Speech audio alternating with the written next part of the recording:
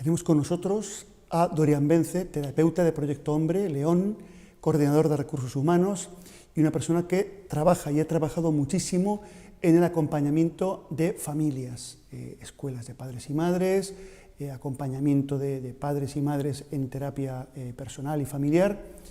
Pues bienvenido, Dorian. Muchas gracias. Gracias a ti por estar aquí. Nada, Sabes que estamos muy emocionados de tu presencia en este programa. Yo también. Bueno, pues vamos a ver. Cuando tú recibes a unos padres, una madre, un padre que están muy problematizados, muy preocupados con los problemas de los hijos, supongo que encontrarás que hay ciertos comportamientos recurrentes que a lo mejor los padres no veían y que es necesario que se den cuenta. ¿Cuáles son las circunstancias más habituales en las cuales te vienen los padres, las condiciones más habituales? ¿Cuáles son los casos más comunes o las circunstancias más comunes que te encuentras tú en este acompañamiento?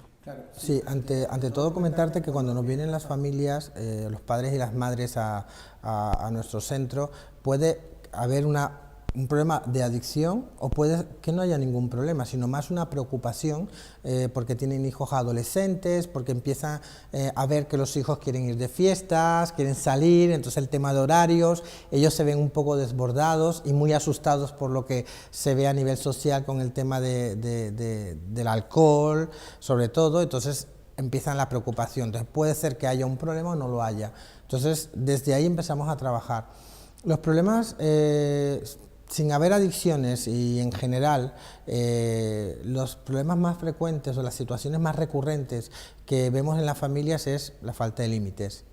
Muchas veces ellos, los hijos y las hijas, son los que deciden en casa qué se come, de qué color se pinta, qué se debe hacer, los horarios, o muchas veces incluso no hay horarios, y desde ahí empieza, pues cuando son pequeños no hay ningún problema, pero cuando empieza la adolescencia es donde empieza a aparecer una serie de conflictos intergeneracional. Claro. Y esto, claro, muchos padres no lo ven, que esta sea la causa del problema, ¿no? Sí, anteriormente te contaba fuera de cámaras el caso de un niño con 10 años que tenía todas las paredes de la comunidad pintadas y la madre, pues en un principio se negaba a poner límites porque no quería de alguna manera reprimir el desarrollo creativo de su hijo. Entonces, pese a que prefería pagar la pintura donde iba y el niño pues llegaba un momento en que no tenía límites, entonces esto derivó en problemas en el colegio y claro, la madre seguía sin verlo. Hay veces hay casos tan estremecedores y tan claros desde fuera, pero que dentro del entorno familiar es difícil como que los padres sean capaces de identificarlo y verlo. Lo normalizan de tal manera que les cuesta. Y entonces, a la hora de que unos padres acompañen a sus hijos, por tanto, un hecho o un dato importante es poner normas, poner límites, dejarlos claros, exigirlos. Claro, es importante poner normas y hay normas que no son negociables y otras que son negociables. ¿Cuáles serían innegociables? Yo, por ejemplo, en una familia innegociable es el que estudien, tengan horarios para estudiar, el horario de las nuevas tecnologías, separar cuando es para estudio y es para ocio, por ejemplo. Luego, por ejemplo, negociables horarios, pero hasta cierto punto. ¿Y a partir de cierta edad? Y a partir de cierta edad.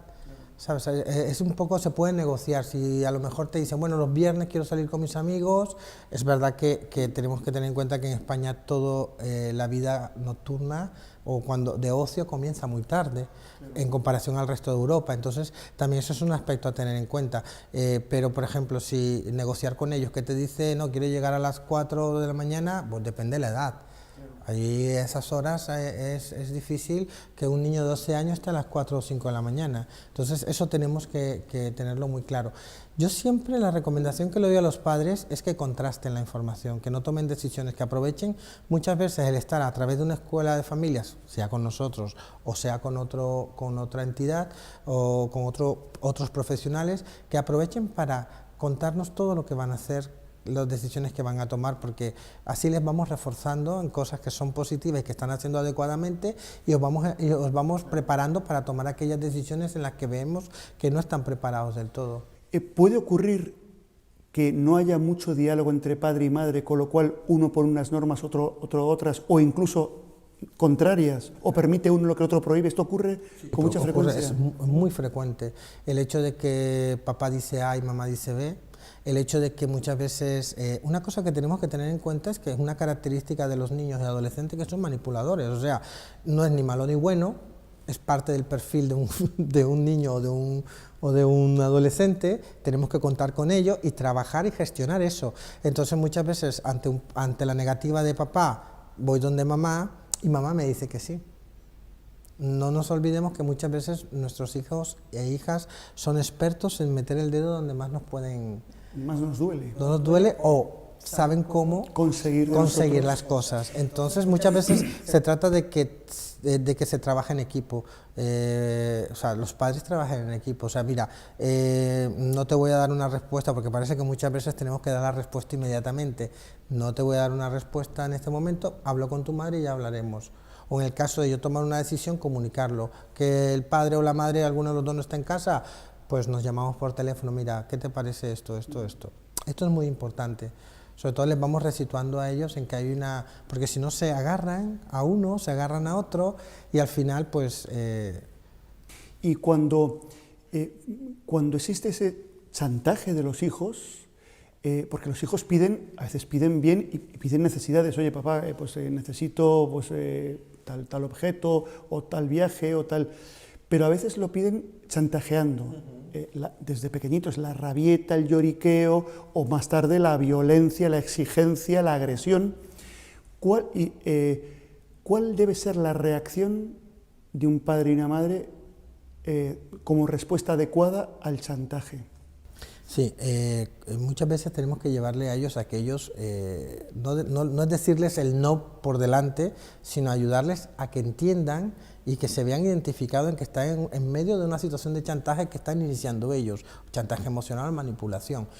Muchas veces, por ejemplo, quiero que me compres unas zapatillas deportivas de marca. Entonces la pregunta es, ¿cuántas tienes? ¿Las necesitas realmente? ¿Qué pasa si no es de marca? O sea, tenemos que llevarles a aquellos, porque muchas veces lo que se hace desde casa, los padres y las madres, es no te las voy a comprar porque hay muchos niños pobres en el mundo. Entonces empezamos en un machaque y empezamos en un diálogo que simplemente es un monólogo. Claro. Ellos no les damos opciones a hablar ni a que piensen, les damos todo como masticado, y masticadamente al final no les estamos ayudando a pensar, no les estamos ayudando a interiorizar y no les estamos ayudando a que él llegue a una conclusión por sí mismo. Eso es muy importante. Entonces, enseñar a pensar y enseñar a que tengan autonomía a la hora de afrontar las cosas, a través de preguntas. A través de preguntas. La mayéutica es súper importante con ellos, hacerles pensar.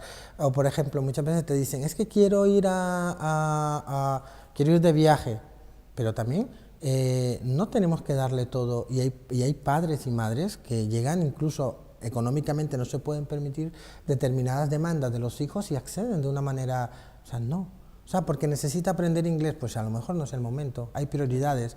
Yo tengo que enseñarle a mis hijos y a mis hijas, o sea, que hay prioridades y que no todo en la vida se puede alcanzar, porque luego socialmente pues nos han vendido una idea muy distinta, que parece que todo sí se puede alcanzar, pero con el valor del esfuerzo. Pero si ellos están de alguna manera creciendo en un medio donde te dicen que todo se puede alcanzar y no le enseñó el valor del esfuerzo, van a tener bastante frustración.